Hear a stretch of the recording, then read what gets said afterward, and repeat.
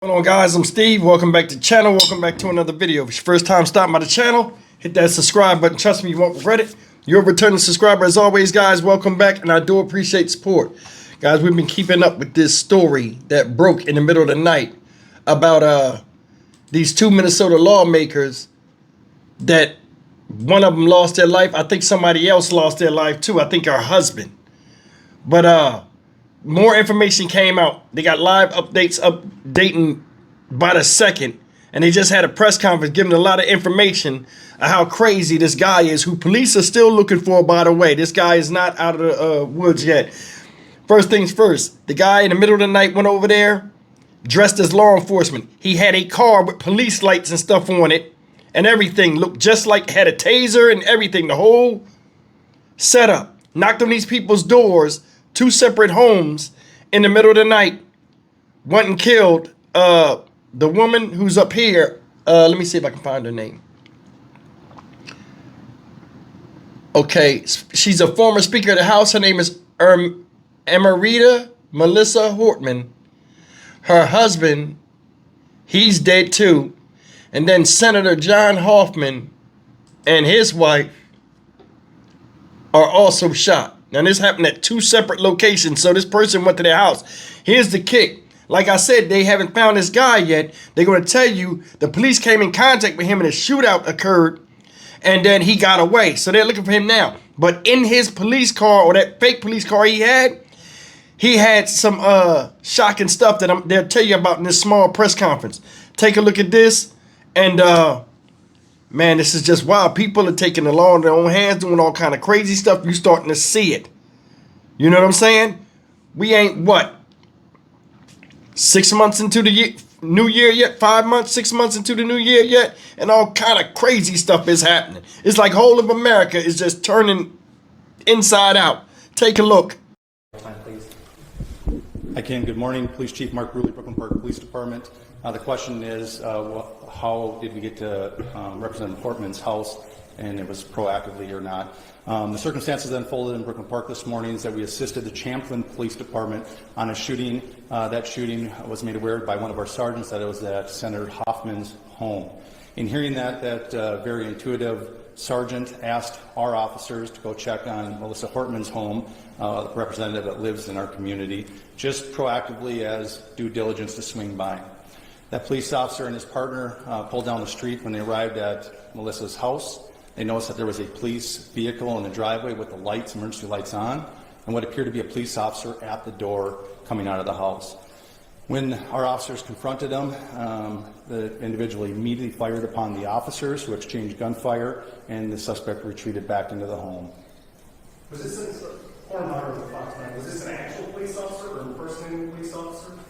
Yes, the question is, was it a real person or a person impersonating a police officer? It was not a real police officer. This is somebody that clearly had been impersonating a police officer, again, using the trust of this badge and this uniform to manipulate their way into the home. So Chief Bruley, janitorial parallel, the person not only was wearing a badge, posing as a police officer, when they approached their victims, they had a car with lights and sirens?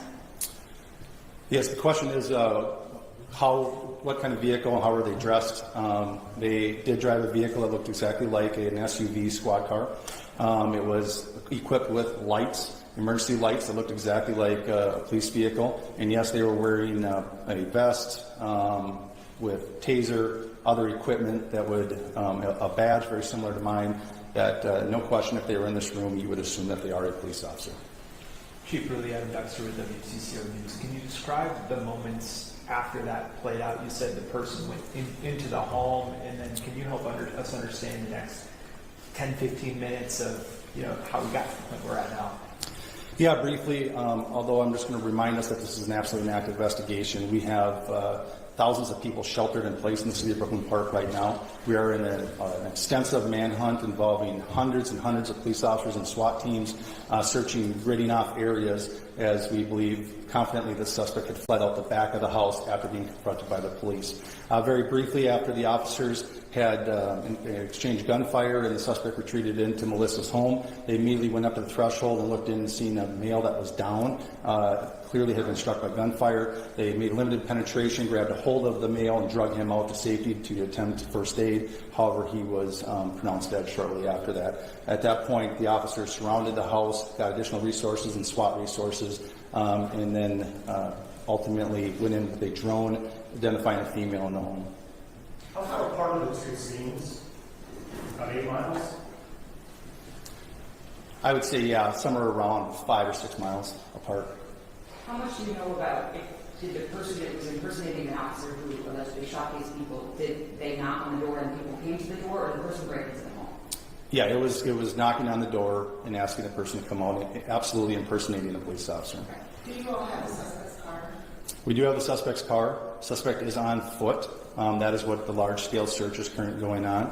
I just remind residents of Brooklyn Park, I know it's been a long time, but those that are in the grid that we gave the alert out to continue to shelter in place. We're also reminding them that if somebody comes to the door and they knock on the door and claiming to be a police officer, please do a couple of things. One, call 911 and confirm that the officer belongs there. If they are a police officer, dispatch will be able to confirm that that person is a police officer.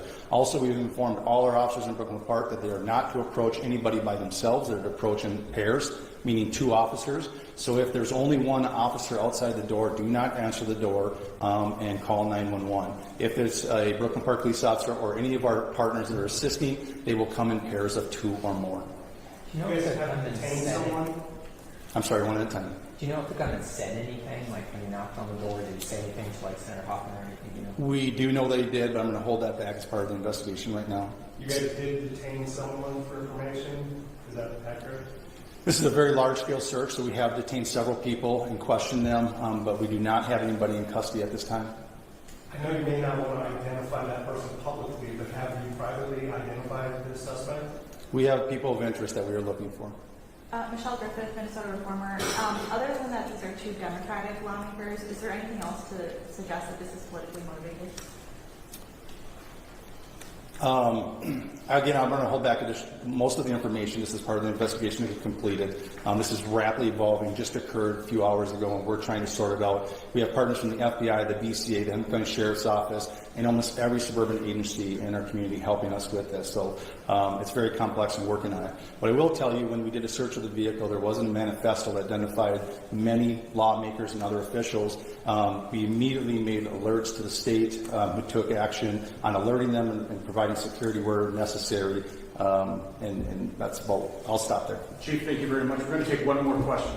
Sure, with the BCA, can I ask just, you use the word target, and that's kind of along the lines of Michelle's question in terms of politics, Democrats, Republicans. These are both Democratic lawmakers. You said the word targeted, so targeted because they're politicians or targeted because they're Democratic? Well, so the question is were they targeted, and when I use the term, why am I using the term? As Chief Bruley noted, there was a list of individuals, and the individuals that were targeted in this situation were on that list. And so when we're looking at that, as Chief Bruley said, it's far too early in the investigation to be able to provide information, but I do think we'll be in a position where we'll be able to develop the motivation behind these attacks, and we'll be able to provide more information as this unfolds. And so that's part of the reason we're using it, is I think there's some preliminary information that is telling us kind of where this is headed, but we need a lot more work done by all the teams that are here working on that to be able to provide that with you with a degree of accuracy. Are you able to say how many individuals were on that list? Thank you. There's a rally at the Capitol today. Can you guys, is that still, do you have any advice about Colonel, that? you want to talk about the rally at the Capitol?